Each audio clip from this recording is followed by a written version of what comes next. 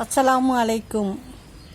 கண் இமைக்கும் நேரம் கூட அல்லாவின் உதவி வரலாம். அதற்கு பொறுமை வேண்டும். மீண்டும் ஒரு முறை பிறப்போமா என்பது உறுதியில்லை.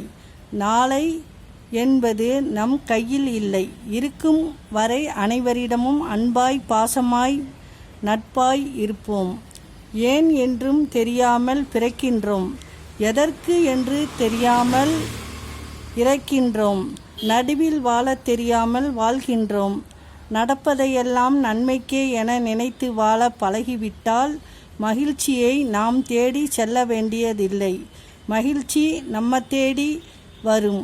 இந்த உலகில் யாரும் யாருக்காகவும் இல்லை என்ற உண்மை புரிந்துவிட்டால் வாழ்வில் பல வழிகள் இல்லாமல் போய்விடும். மனிதனாய் பிறந்த அனைவரும் ஒரு நாள் மண்ணுக்குள் போறவர்கள்தான். அதற்குள் எத்தனை ஆணவம், எவ்வளவு கர்வம் மடிந்த பின் பிறருக்கு நினைவாக நிற்பது நாம் செய்த நல்லது மட்டும்தான் என்பதை மறந்துவிடாதீர்கள்.